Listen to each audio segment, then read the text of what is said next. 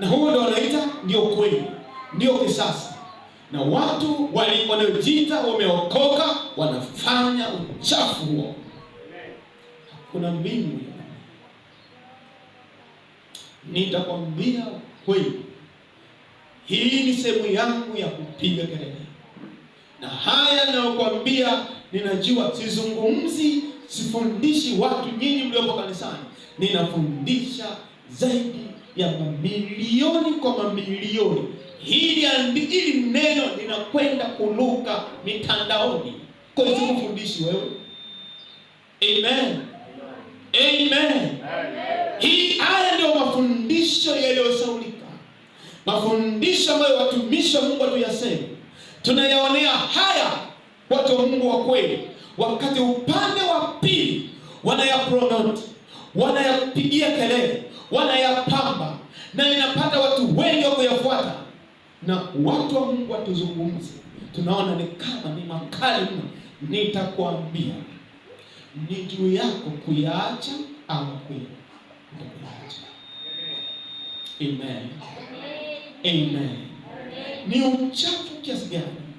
Huyu je, anaweza kawa tukamweka kwenye kundi la ubinadamu, akachukua kiungo chake cha ulimi akaupeleka kwenye kiungo cha haja kubwa, na anasema huu ndio kisasa wa tendo la ndoa? Kweli?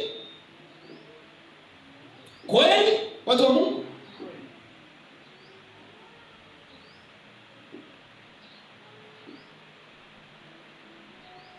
Nataka tuwe kweli. Tuwe kweli. Hizi ni roho za uchafu, lakini mtu anaona ndio kisasa, anaona ndio nzuri, anaona ndio sawa, anaona ndio inapendeza. Hizi ni nyakati za mwisho. Karibu tunaenda nyumbani. Amen.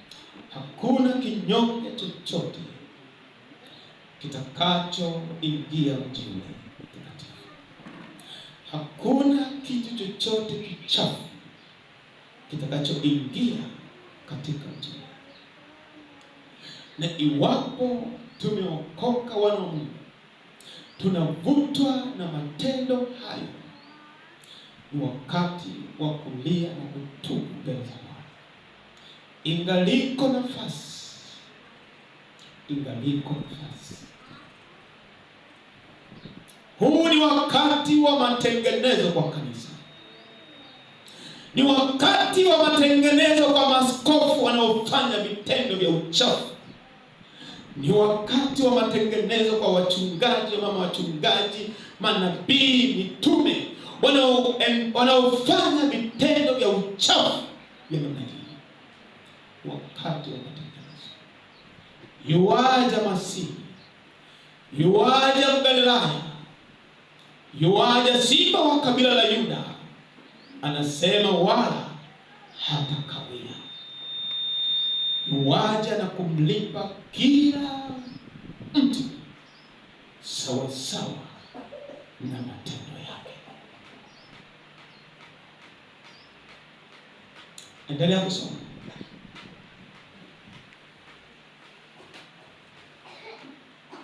Kwa maana waliibadili kweli ya Mungu kuwa uongo. Wakakisujudia kiumbe na kukiabudu badala ya muumba anayehimidiwa milele ya kiumbe. Ni hizo roho zinazotenda kazi.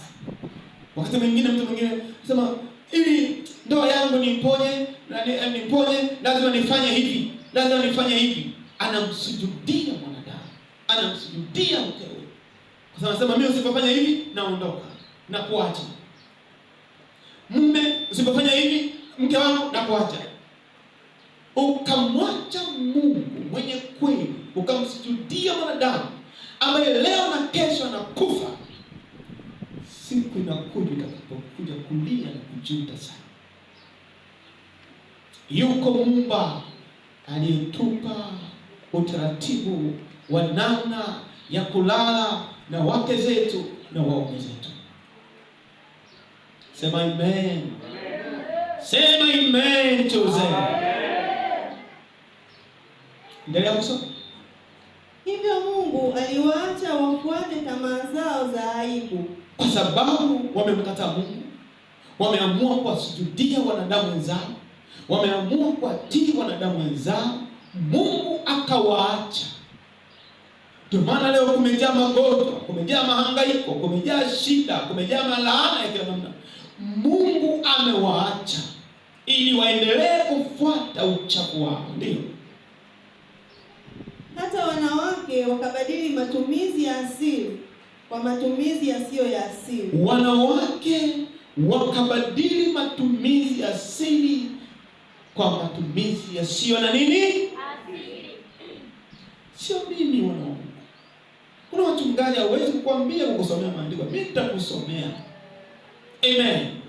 Hata wewe unayesikia neno hili kwa njia ya mtandao, Facebook, TikTok, YouTube, Instagram, ninakwambia kuna uwezekano mchungaji wako hajawahi kusomea andiko hili. Ninakwambia ukweli. Kubadilisha matumizi ya asili aliyokupa Mungu na kufanya matumizi ya asili yasiyokuwa ya Mungu mbele za Mungu ni machukizo. Ni machukizo. Wanawake wakabadili matumizi